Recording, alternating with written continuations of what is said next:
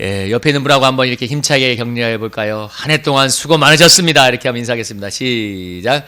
한 해 동안 수고 많으셨습니다. 아멘. 우리 또 이렇게 더 축복합시다. 2020년에 하나님의 축복이 넘치는 인생이 될 줄 믿습니다. 이렇게 인사하겠습니다. 시작.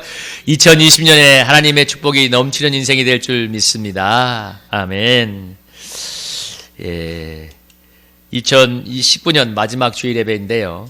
참 한 해를 돌아보면 아마 다들 한 해가 주마등처럼 스쳐갈 것입니다. 여러분, 올 한 해는 어떠하셨습니까? 각자의 마음속에 한 해가 어떻게 느껴지는지 모르겠습니다. 또 다가올 2020년은 어떻게 될까요? 다들 참 설렘과 기대도 있지만 불안과 두려움도 공존하는 것이 사실입니다. 확실한 한 가지는 하나님이 우리를 사랑하시고 우리를 위하여 독생자 되어주신 하나님께서 우리와 함께 하실 거라는 것이랍니다. 하나님이 늘 함께 하시고 우리를 지켜주시고 인도하여 주실 거라는 사실이 확실한 한 가지, 정말 내일 동에서 태양이 뜨는 것보다 더 확실한 사실이 바로 그것인데요. 정말 살아계신 하나님이 그분이 우리의 좋은 아버지가 되어주셔서 우리 인생을 지켜준다는 사실, 여러분 믿으시기 바랍니다. 우리 그 하나님을 믿고 내년도 믿음으로 살게 되는데요. 2000년 전 우리를 위해서 독생자도 내어주시고 정말 하늘의 영광을 버리고 이 땅에 오신 그 주님이 십자가에서 우리의 죄와 허물을 지고 죽으셨습니다. 그리고 부활하셔서 지금 하나님 보좌 우편에서 우리를 위하여 말할 수 없는 탄식으로 기도하고 계십니다. 그리고 우리에게 성령 하나님을 보내주셔서 정말 우리가 늘 함께 하시며 우리의 인생길을 인도하고 계신데요. 그 주님을 믿음의 눈을 들어 바라볼 수 있기를 축복하며, 오늘 시편 65편이 오늘 마지막을 지나면서 내년의 방향이자 올 한 해의 이 결말이 되었으면 좋겠습니다. 오늘 시편 62편은 다윗이 광야 생활을 10년 동안, 사울에게 쫓기는 광야 생활을 10년 동안 체험하면서 10년 동안 지나면서 그가 만났던 하나님, 그가 체험했던 하나님을 시로 표현한 것입니다.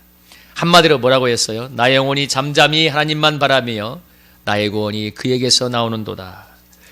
다윗이 사울에게 10년간 쫓기면서 수많은 사설을 넘나들면서 하나님을 바라보고 또 정말 그러면서 하나님으로 또 때때로 용기를 얻고 하나님으로부터 구원을 체험하면서 그런 폭풍 같은 시간을 지나면서 다윗이 이렇게 고백하고 있습니다.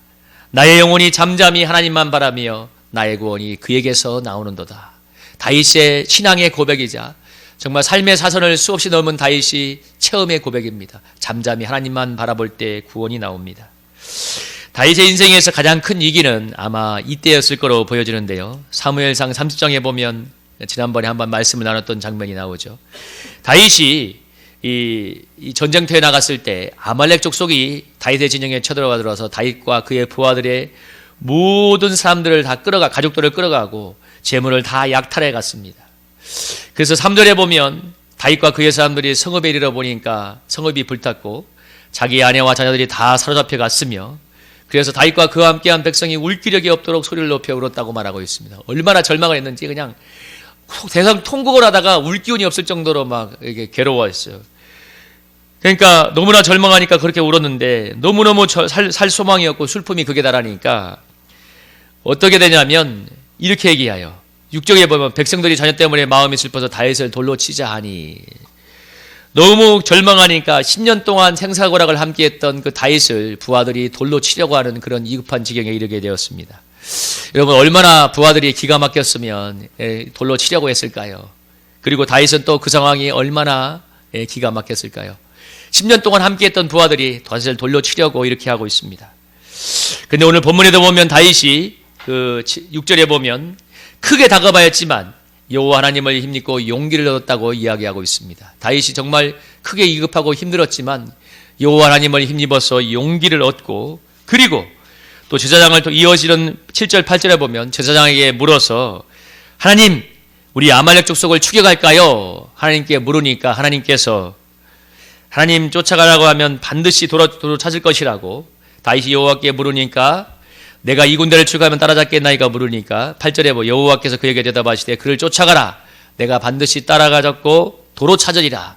반드시 도로 찾을 거라고 이렇게 약속을 해 주었습니다. 그래서 이 다윗이 이 약속에, 하나님의 약속에 힘입어서 이 아말렉 족속을 추격하여서 사무엘상 16장 19절에 보면 모든 것을 다 찾아오는 놀라운 승리를 경험하게 되는데요. 18절에 나오잖아요. 다윗이 아말렉 사람들이 빼앗은 모든 것을 도로찾고 그와 두 아내를 구원하였고 약탈했던 것을 모두 찾았는데 아무것도 잃어버린 것이 없었다고. 그래서 대승리를 거두게 되었습니다. 우리가 여기서 우리 다윗이 자기 인생의 최대 위기의 상황에서 어떻게 유월을 힘입어서 자기가 부하들이 돌로 치려는 상황, 얼마나 절망적입니까? 자기와 10년 동안 생사를 거룩했던 전우들이 총을 드는 거잖아요. 에휴, 정말 너 때문에 우리 인생이 망했어 하면서 총을 들이대는 그런 상황인데 하나님을 힘입어서 용기를 얻어 정신을 차리고 다시 하나님께 나아가서 기도하며 하나님의 음성을 듣고 하나님, 아말렉을 추격해 볼까요? 그러니까 하나님께서 추격해라, 내가 찾게 해주겠다 해서 그 하나님의 음성을 듣고 행동하여서 승리를 거두었던 장면인데요. 어떻게 그렇게 했을 수 있을까 생각해 보지 않을 수 없습니다. 다윗이 10년 동안 정말 사선을 넘나드는 광야를 지나면서 하나님을 정말 깊이 의지하고 하나님을 깊이 만나고 하나님의 음성을 듣고 하나님께서 지시한 대로 자기 발걸음을 옮길 때 하나님의 놀라운 구원이 오는 것을 곳곳에서 체험했기 때문에 그렇게 위급한 상황에서도 하나님을 의지해서 승리를 체험할 수 있었던 것이죠. 하루아침에 그런 믿음의 용장이 된 것은 아니지 않겠습니까? 여러분, 우리의 삶이 다윗처럼 오늘 다급하지 않을 수도 있습니다. 이런 삶이 아닐 수도 있고 평범한 일상일 수도 있습니다. 그러나 중요한 것은 우리가 다윗처럼 나의 삶 속에서 잠잠하게 하나님을 바라보고 여호와의 구원을 체험하고 있는 신앙을 우리가 지나고 있다는 것입니다. 그렇게 쌓인 믿음의 내공이 언젠가 인생의 폭풍에서 우리를 승리하게 하며 놀라운 하나님의 구원을 체험하게 해줍니다. 그래서 평소 삶에서 잠잠히 하나님을 바라보며 주님과 동행하는 삶, 주님의 음성을 듣는 삶이 그렇게 중요한데요. 사람들은 보통 어떤 문제가 발생하면 그 문제를 해결하기 위해서 동분서주합니다. 있는 힘을 다해서 뛰어다니고 또 뛰어다닙니다. 그래서 늘 마음이 분주하고 평안이 없는데요. 보통 많은 그리스도인들이 그렇게 살아갑니다. 여러분, 세상 사람들이 그렇게 살아가지 않습니까? 어떤 문제가 생기면 늘 동분서주하면서 있는 힘을 다해서 자기 힘을 다해서 해결하려고 애를 쓰는 삶. 그래서 마음에 평안이 없고 자도 잠을 잘 수 없는 삶. 정말 스트레스 때문에 수면제를 먹어야 되는 삶. 얼마나 많이 있습니까? 여러분, 우리 주님은 우리가 이런 인생을 살지 않고 주님을 잠잠히 바라봄으로 주님으로 도는 평안 가운데 주님의 구원을 믿고 평안 속에 살기를 원하시는데요. 우리가 이런 인생을 넘어서려면 정말 문제가 생기면 늘 두려워하고 삶의 문제로 압박감을 느끼며 두려움과 두려움을 느끼는 인생을 넘어서려면 하나님을 바라보는 훈련을 해야 되는데 일상에서 잠잠히 하나님을 바라보며 주님이 주시는 평안과 기쁨으로 마음의 두려움을 극복하는 훈련을 해야 되고 그리고 또 잠잠히 하나님을 바라볼 때 구원이 오는 것을 체험해 봐야 되는데요. 구체적으로 무엇을 해야 되냐면 잠잠히 하나님을 바라보는 가운데 주님의 음성을 듣고 순종할 때 여러분 불안과 두려움을 극복하는 하나님의 구원을 체험할 수 있습니다. 여러분 이것을 따라가게 해볼까요? 주님의 음성을 듣고 순종할 때 불안과 두려움을 극복할 수 있습니다. 다시 한번 해볼까요? 주님의 음성을 듣고 순종할 때 불안과 두려움을 극복할 수 있습니다. 두려움을 극복할 수 있습니다. 여러분 이게 잠잠히 하나님을 바라보고 구원을 체험하는 비결인데요. 잠잠히 주님의 음성을 듣고 주님을 도우는 음성을 듣고 세미한 음성을 듣고 주님의 그 음성에 순종의 발걸음을 뛸 때 하나님의 놀라운 구원을 체험하고 하나님의 승리를 경험하게 되는데 2017년도에 다니엘 기도에 강사로 왔던 줄리조란 분이 여성분이 있습니다. 이분이 당시 한 50대 중반의 나이로 왔는데 이분이 30대 후반에 이혼을 하고 두 자녀를 데리고 미국으로 이민 간 이혼녀였습니다.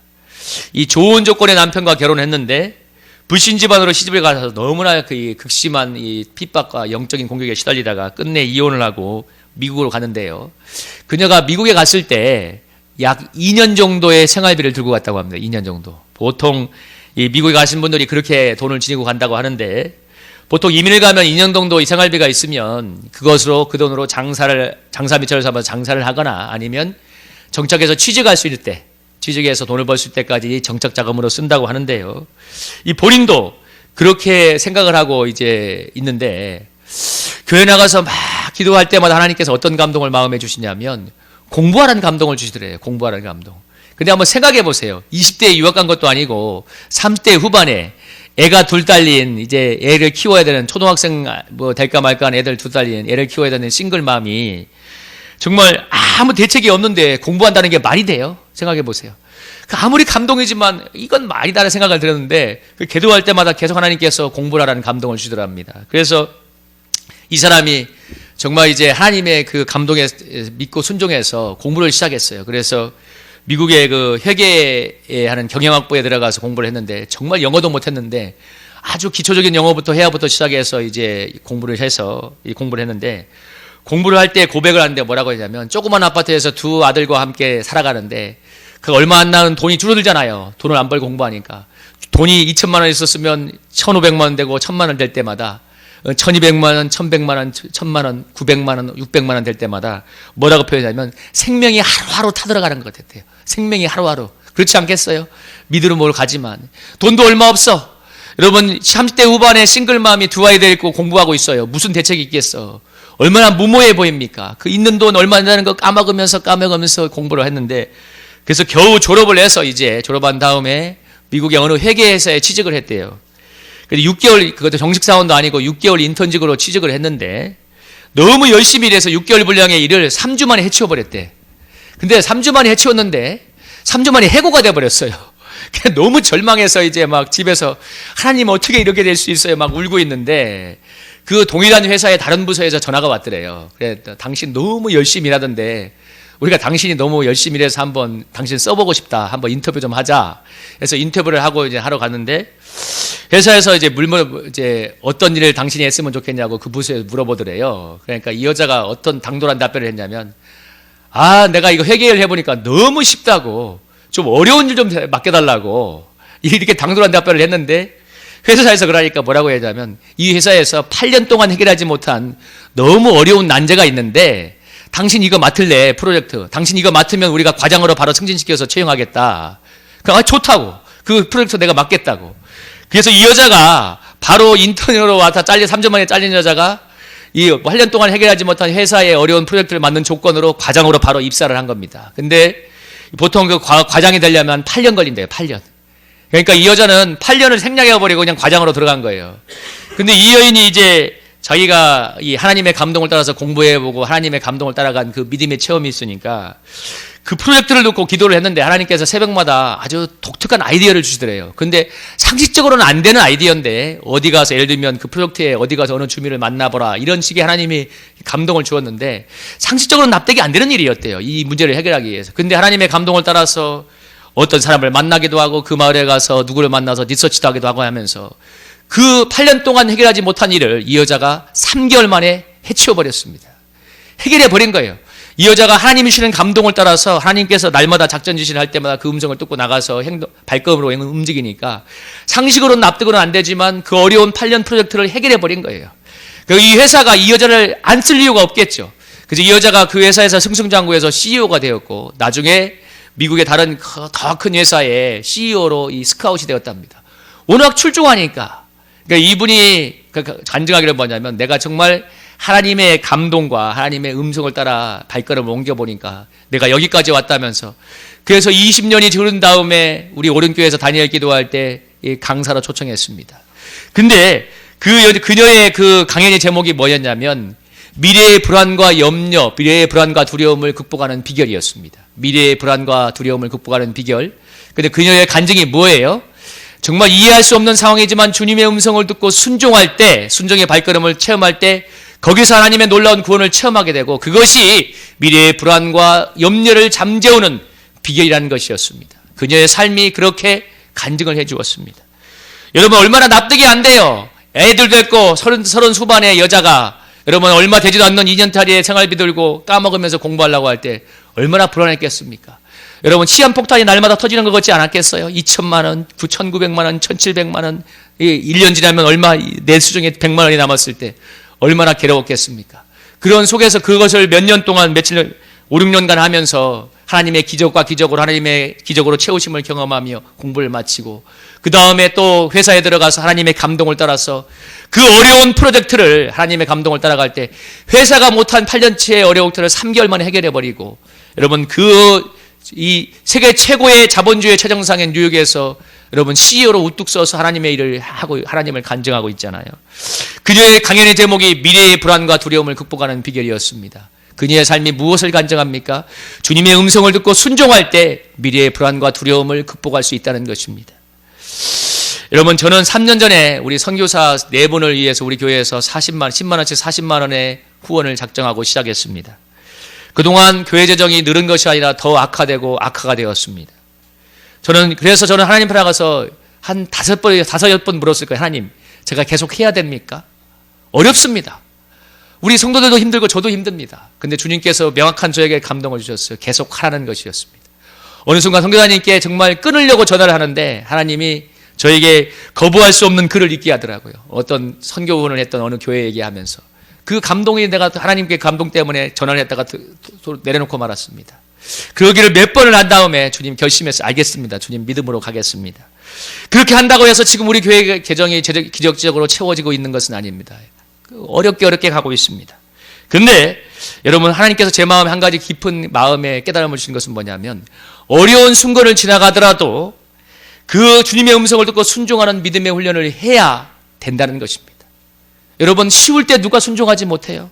우리 교회가 재정이 풍성하면 선교원 맘만 먹으면 해요. 그죠? 재정이 풍성하면 선교사님 100만 원, 200만 원, 1000만 원도 드릴게요. 근데 여러분, 정말 어려울 때 하나님의 도우심을 믿고 순종해봐야 믿음의 근력이 쌓이는 것이죠. 여러분, 그럴 때 그래야 믿음이 생각이 쌓이게 되고 때가 되면 하나님의 놀라운 구원을 체험할 수가 있게 되는 것입니다. 여러분, 어린아이가 기어다니다가 걸어가려고 하면 여러분 3,000번 넘어져야 된대요. 3,000번 넘어져. 여러분, 기어다니는 아이가 걸어가는 게 어렵잖아요. 그죠? 불안하고 힘들고 또 넘어지고 무릎 까이고. 근데 여러분, 어린아이가 걸어가야 되잖아요.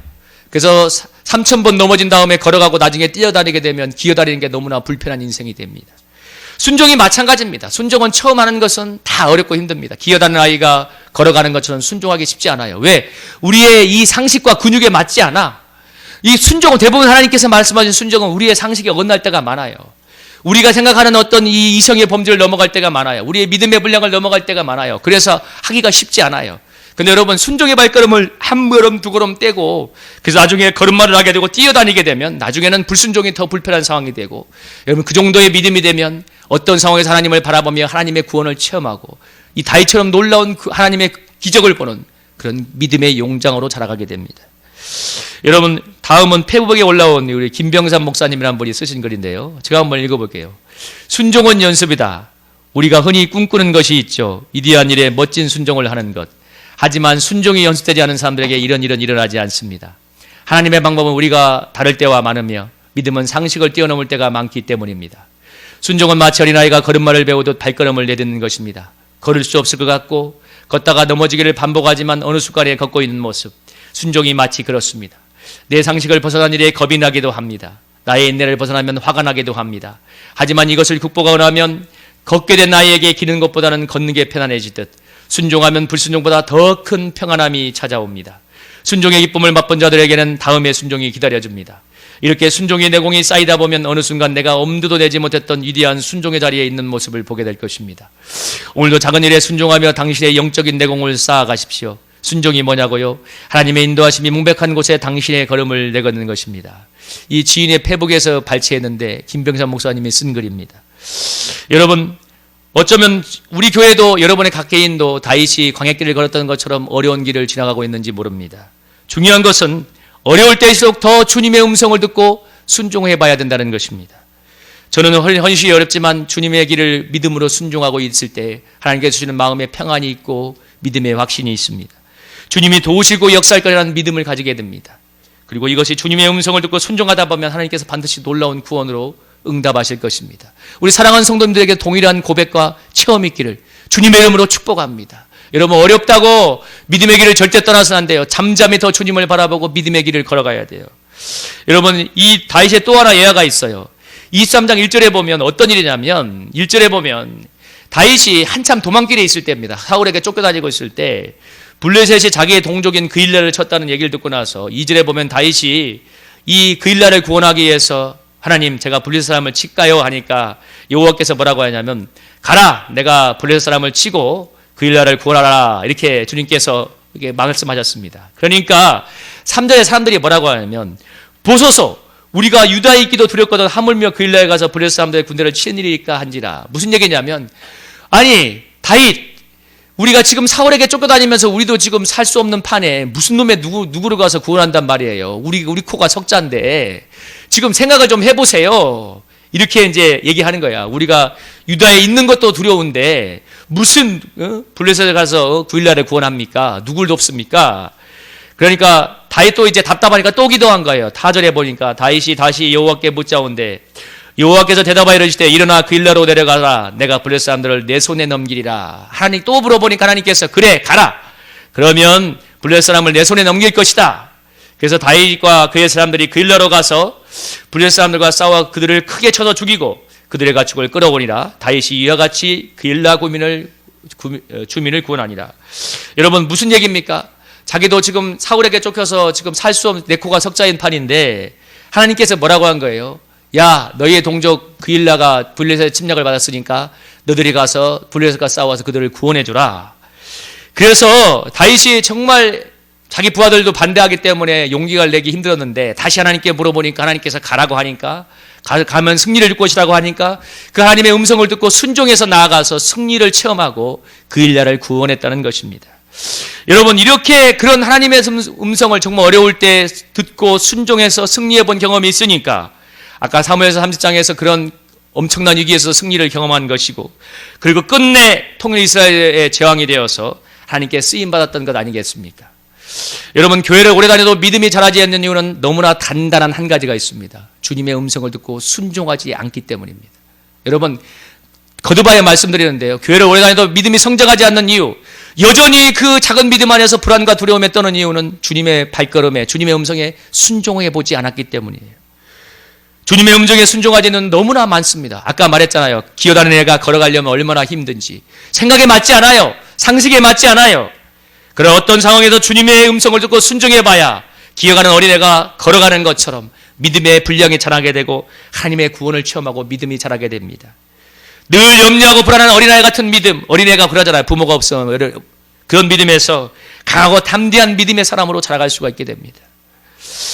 이 선한목자교회 유기성 목사님이 아마 15년 전인가 지금 선한국제부교회로 담임 목사로 부름받았다고 하는데 그 당시 이 선한목자교회가 어떤 상황이었냐면 전임 목사님이 크게 부흥사였는데 큰 교회 부흥을 이뤘다가 엄청나게 큰 공사를 일어났는데 교회가 큰 문제가 생겨서 그냥 주저앉아 버렸어요. 그 교회가 그분이 부임할 때 교회가 수백억의 이 건축빚이 있었고 그리고 교회는 본당 지붕이 없는 건축이 하다 좌절된 상태였습니다. 그러니까 그냥 본당 지붕도 없는 여기로 말하면 지붕이 없는 곳에 그냥 그런 교회에 부임을 한 거예요. 원래 더 좋은 교회에 있었는데 하나님께 그곳에 가라는 그 음성을 듣고 순종해서 갔는데 그래서 이 유기성 목사님이 당시 부임을 해서 얼마 뒤에 제 친구 목사님들이 찾아왔대요. 이제 담임 목사 왔다고 축하해 준다고. 그래 와서 교회 재정 상황을 듣고 나니까 한참 못다가 그 재정 상황을 다 들은 다음에 전부 다 얼굴들이 시커매져 갖고 말도 안 하더래요. 아무 말이 없고 그래 마지막에 이제 친구 목사님한테 기도를 한번 부탁했는데 식사하러 가기 위해서 그분이 한참 머뭇거리다가 딱 한마디를 기도하더래요. 이렇게 기도했답니다. 하나님, 이 교회 문제는 사람이 해결할 수 있는 게 아닙니다. 그러니까 하나님께서 해결해 주십시오. 이렇게 해서 지금까지 계는데 물론 그 뒤에 교회를 건축은 마무리했습니다. 그러나 여전히 그 교회는 많은 건축비대에 시달리고 있습니다. 그래서 이 유기성 목사님이 교회 건축빚을 줄여보려고 하나님께 나가서 기도하면서 뭐라고 했냐면 하나님, 선교비를 좀 줄이면 안 될까요? 너무 선교비도 빚이 너무 많습니다. 그 당회에서 의논을 하려고 했는데 하나님의 강력한 감동이 뭐냐면 그대로 해라. 그대로 해라는 것이었어요. 그 당회 얘기해서 이제 선교비는 그대로 쓰면서 이제 빚을 갚아야 되는데 얼마나 빚이 괴로운지 저 뉴스에서 이자가 오른다는 얘기만 들어도 가슴이 뛰었대요. 그냥 아이고 또 이자가 올라. 이 이자가 얼마나 괴로운 거 아시잖아요. 근데 그래서 이제 성도들 얼굴만 보면 아유 예를 들면 장로님만 보면 장로님이 얼마나 헌금할까. 얼마나 헌금할까? 우리 집사님이 얼마나 헌금할까? 자꾸 그 생각만 들더래요. 이제 성도들은 자기만 쳐다보는 것 같고 자기는 성도들만 보고 성도들이 얼마나 좀 헌금했으면 좋겠다는 생각이 들어서 그래서 하다도 안 돼가지고 그분이 이러겠다 안 되겠다 싶어가지고 결심한 게 24시간 주님만 바라보자 예수 동행일기를 쓰자고 해도 결단한 건데요. 그 이분이 그 다음에 이제 빚에 시달리면서 부흥회를 나가면 전에는 사실 부흥회 사례가 신경이 안 쓰였는데 교회가 빚에 시달리니까 부흥회 사례가 그렇게 신경이 쓰이더래요. 많이 줄 거 아닙니까? 그래서 이제 그 부흥의 사례를 받으면 교회 건축원금으로 드리기로 작정을 했대요. 그래서 받을 때마다 족족 교회 건축원금을 했는데 하나님이 어느 순간부터인가 어떤 감동을 주냐면 너 가면 부흥의 사례 받지 마라. 그런 감동을 주시더래요. 사례를 받지 말라고. 그래 이제 건축원금, 근데 자기가 그렇게 했대요. 아, 나중에 교회가 다 빚을 갖게 되면 자기가 교회 건축원금 많이 해서 자랑하는 거 하나님이 원치 않아서 그런 줄 안다고. 그래서 그다음부터는 부흥회에서 사례를 주면 다 그 부흥회 인도한 교회에서 사례를 다 헌금을 했다고 합니다. 그리고 또 기도하는데 하나님께서 무슨 얘기를 하냐면 원래 절기연금이 많이 들어오잖아요. 그래서 원래 이 감사절에는 2주 동안 설교를 했대요. 왜? 그래야 성도들의 감사가 끌어올라서 헌금이 더 많이 나오니까. 근데 하나님께서 그러더래요. 너 설교 한 번만 해. 감사하게 한 번만 해. 그래 정말 그렇게 순종해서 실천했더만 정말 감사절 헌금이 확 줄어들대요. 두 번 했던 것보다. 아무리 그렇겠죠. 2주 동안 했던 것보다. 근데 하나님이 그 다음엔 또 뭐라고 말씀하냐면 다음부터 원래 2번 감사헌금, 맥추절 감사헌금, 추수절 감사헌금 2번 했는데 그 2번의 감사헌금을 아예 교회 재정에서 빼서 하나는 선교, 하나는 구제를 위해 쓰더라고요. 그러니까 맥추 감사헌금은 선교헌금, 그 다음에 추수절 감사헌금은 구제헌금으로 쓰라고. 그래서 하나님의 또 감동에 순종해서 그 2가지 헌금을 다 재정에서 빼고 선교와 구제로 별도로 드리고 있다고 합니다. 저는 그러면서 지금 사실 여전히 선한목자교회가 많은 부담을 지고 있는데 근데 계속 은혜스럽게 교회는 성장하고 있습니다. 뭐 교회가 성장하니까 또 감당을 하겠죠. 여러분 저는 이 목사님의 설교 속 간증을 들으면서 정말 큰 은혜가 된 건 뭐냐면 교회가 정말 재정으로 어렵지만 형편을 따라 재정을 운영하는 것이 아니라 하나님의 음성을 듣고 믿음으로 주님의 발걸음을 재정을 운영한다는 것입니다. 주님께서 말씀하시는 그 음성을 따라서 그 삶의 발걸음을 교회를 운영한다는 것이죠. 여러분, 여러분의 삶은 어떻게 운영되고 있습니까? 여러분의 시간, 여러분의 재정은 어떻게 운영되고 있습니까? 여러분, 주님의 음성을 듣고 여러분은 순종하고 있습니까? 아니면 형편 따라 여러분 살고 있습니까? 어려울 때일수록 힘들 때일수록 더욱더 주님을 바라보며 주님의 음성을 듣고 순종해 봐야 됩니다. 그래야 믿음이 자라고 때가 되면 하나님의 놀라운 구원을 체험할 수가 있게 됩니다. 저는 우리 성도님들이 기어다니는 것만 원치 않습니다. 여러분들이 걸음마를 하고 나중에 뛰어가고 나중에 날아가는 성도가 되었으면 좋겠습니다. 여러분 맨날 기어서 그 수준을 못 벗어나는 성도가 아니라 여러분 걸어가고 뛰어가고 여러분 날아가는 성도가 되었으면 좋겠어요. 저도 여러분도. 어느 목사님이 교회가 어려움이 닥치자 교회가 풍전등과 같은 어려움이 닥쳐와서 이분이 이 어려움을 해결하기 위해서 교회가 오늘 망할지 내일 망할지 몰라서 그야말로 이리 뛰고 저리 뛰고 동문서주하다가 그 여기성의 목사님 인도하는 세미나에 왔는데 세미나에 목사님 하는 말이 하나도 귀에 안 들려오더래요. 그날도 그런 세미나에 그런 말씀이었대요. 주님을 바라봅시다. 어떤 상황에서도. 근데 그 말을 듣는데 목사님이 정말 마음에 반발심이 일더래. 아니 지금 내가 교회가 망하게 생겼고 조금 있으면 넘어갈 판에 한가하게 뭐 주님만 바라보고 있어? 내 코가 지금 석자고 그런데 하나도 귀에 안 들려왔는데 이제 그 부흥의 마지막 시간에 세미나 시간에 마지막에 이제 기도 엔도를 하면서 기도를 하는데 한참 기도를 하는데 이 목사님이 옛날에 있었던 사건이 생각나더랍니다. 뭐냐면 옛날에 이 딸을 데리고 어린 딸을 데리고 시장에 갔는데 시장에서 이 딸을 잊어버린 거예요. 딸을 잃어버렸는데 하루 종일 아침에 잃어버린 딸을 갖다가 하루 종일 찾다가 막 경찰까지 동원해서 찾다가 마침내 저녁 걸음에 이제 딸을 파출소에 찾았는데 딸을 보자마자 목사님이 너무도 반가웠지만 이런 말이 나오더랍니다. 너무 반갑게 나오면 화가 나가지고 야! 너 그 자리에 그대로 있었으면 내가 너를 찾았을 건데 왜 다른 데 가서 이렇게 헤매고 있어서 지금까지 너를 못 만나게 했어? 야, 이 어리석은 거사 하면서 막 너무 반갑기도 하지만 화가 났던 거예요. 파출소에 막 울는 딸내미한테 막 야단을 쳤답니다. 너 그 자리에 있으면 그대로 있었으면 내가 너를 찾았을 건데. 근데 그 목사님이 그 사건이 생각나면서 마치 그게 딸한테 했던 그 말이 주님이 지금 자기한테 하는 그 말처럼 들리더래요. 야, 너 그 자리에 그대로 있었으면 내가 너를 찾아갔을 건데 왜 그렇게 돌아다니고 있어? 왜 그렇게 돌아다니고 있어? 그렇게 들리더래요. 그러면서 그 목사님이 그때 회개했답니다. 아, 주님, 제가 위기를 해결하기 위해서 동분서주하기만 했지 이 구원의 주님이신 주님을 바라보지 않았겠네요. 내가 잠잠히 서서 주님을 바라봐야 되는데 주님을 찾지 않았네요. 여러분, 그래서 그 목사님이 그 위기의 순간에 그 사건을 가지고 회개하고 돌이켰다고 하잖아요. 그러면 하나님께서 도와주는 경험을 했다고 하는데 여러분, 딸에게 했던 그 말, 그래 왜 그 자리에 있지 않고 딴 데 갔어? 그러니까 내가 널 찾지 못하지. 여러분, 저나 여러분이나 주님께 집중하지 못하는 사람을 향하여 주님께서 하시는 말씀 아닐까요?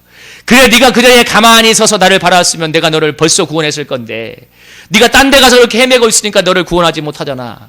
여러분 그렇게 얘기하는 것 아니겠습니까? 여러분 제가 최근에 읽었던 어느 이 신앙인의 글 중에 이런 말이 있었어요. 하나님께서 우리에게 구원의 밧줄을 던져주는데 구원의 밧줄을 던져주면 우리가 두 손을 온 힘을 다해서 이 구원의 밧줄을 잡아야 주님께서 쉽게 딱 잡고 꽉 힘을 주고 있어야 확 잡아당기면 빠진 물속에서 빠져나올 수가 있는데 수많은 사람들이 이런다는 거죠. 한 손으로는 밧줄을 잡고 한 손으로는 헤엄쳐 나오려고 이러고 있다는 거죠. 어떻게든 해보려고. 그러니까 구원의 밧줄을 제대로 잡지도 못하고 그렇다고 제대로 나오지도 못하는 더 구원에 힘들어지는 경우가 많다는 것이죠. 주님께서 주시는 구원의 밧줄을 딱 두 손으로 잡아야 주님께서 확 잡아당기면 여러분 끌려오지 않겠습니까? 낚싯바늘 끌려오던 것처럼. 여러분 내년부터는 두 손으로 주님의 구원을 꽉 붙잡기를 주님의 이름으로 축복합니다. 한 손으로 이렇게 하지 마시고 꽉 잡으세요. 아까 그 딸 잃어버린 그 목사님이 딸한테 그랬잖아요. 네가 그 자리에 그대로 있었으면 내가 너를 벌써 찾았을 건데. 여러분 우리가 그 자리에 그대로 있으면 주님이 벌써 우리를 찾아오지 않겠어요? 언젠가 한번 말씀드린 여인인데요. 포항 구계교회 가면 우리 김상태 장로님 현대판 베드로의 기적이 나온다고 하죠. 그 2001년도인가 그 사건이 있었는데 그분이 교회 안수 집사일 때 구계교회가 오래되었는데 교회도 오래되었지만 그래서 교회당도 낡고 정말 무너져가는 교회였는데 그분의 사업도 무너져서 수산업을 했는데 4억 5천의 빚을 지고 너무 괴로운 가운데 있을 때 이분이 그렇게 서원 기도했다고 하지 않습니까? 하나님 제가 제 빚을 갚게 해주시면 정말 교회당을 건축해 보겠습니다 했는데 그게 정말 새벽마다 매달려 기도하며 하나님의 은혜를 구하고 있는데 하나님의 어느 날 얼마나 놀라운 기적을 베풀었냐면 그 김상조 장로님이 쳐놓은 그 정치망 구물에 하루 사이에 5,000마리의 방어가 들어서 이 5,000마리의 방어를 갖다가 경매로 처분하니까 5억 6천의 돈이 벌려서 일순간에 빚을 청산하고 그 나머지로 교회 건축을 했다는 얘기인데요. 근데 여러분 제가 나중에 들었던 더 얘기인데 그 국외 앞바다에 정치망 구물이 김상태 장로님만 있었던 게 아니래요. 수백 개가 있었대요. 수백 개가 있었는데 그 정치망 구물에 5,000마리의 방어는 김상태 장로님의 구물에 들었고 그리고 더 제가 들었던 것은 뭐냐면 이 정치망 구물의 입구가 이만하대요. 거기 들어올 수 있는 입구가 이만해서 만약에 큰 방어가 들어오려면 한 마리씩 들어와야 된답니다. 5,000마리의 방어가 한꺼번에 들어온 게 아니라 이게 큰 건물이 이렇게 된 게 아니라 구멍이 이만하대요. 그래서 5,000마리가 들어오려면 5,000마리가 1년 정도로 서서 밤새도록 한 마리씩 들어와야만 이 드물에 들어올 수 있는 거래요. 그러니까 국외 앞바다에 수백 개의 정치망 구물이 있었는데 그날 밤에 5,000마리의 방어가 그 김상태 장로님의 구물에 한 마리씩 일렬 정도로 들어가서 그 구물에 갇혔던 것입니다. 여러분 하나님이 하셨기 때문인 것을 여러분 믿으십니까? 그런 기적이 어떻게 일어나겠어요?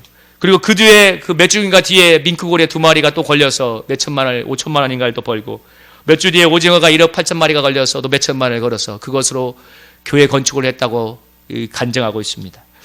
여러분 정말 여호와께서 구원하는 것을 체험한 것이지요. 여러분 누구에게 이런 구원의 역사가 오늘 임하게 될까요? 하나님께서 이렇게 김상태 장로님을 구원했던 것처럼 다윗을 구원했던 것처럼 우리 줄리조가 다니엘 강사의 줄리조가 했던 것처럼 누구에게 이런 구원이 임할까요? 저는 어려울 때에서 더 주님을 바라보고 주님의 세미한 음성을 듣고 순종하는 그 사람에게 그런 놀라운 하나님의 여호와의 구원이 임하게 될 줄로 믿습니다. 우리 사랑하는 성도님들 내년 우리의 삶이 펼쳐질지 아무도 모릅니다. 어떻게 알아요? 어떤 삶이 펼쳐질지. 그래서 미래는 불안하고 두렵습니다. 그러나 중요한 것은 우리가 오늘 말씀처럼 어떤 상황에서도 잠잠하게 주님을 바라보는 것입니다. 잠잠한 가운데 주님의 음성을 듣고 순종해보는 것입니다. 그때 하나님께서 우리의 삶을 평안으로 지키시고 놀라운 여호와의 구원으로 채워주실 줄로 믿습니다. 어떤 상황에서 여호와를 바라볼 때 하늘로부터 오는 평안과 기쁨의 길을 걷게 되고 그리고 또 잠잠히 여호와를 볼 때 주님의 음성이 들려오며 여러분 그 주님의 음성에 우리가 믿음으로 순종의 발걸음을 뛸 때 주님이 베푸시는 놀라운 구원의 역사를 체험하는 그런 2020년이 될 줄로 믿습니다. 우리 사랑하는 성도님들에게 그런 2020년이 되기를 주님의 이름으로 축복합니다. 아멘.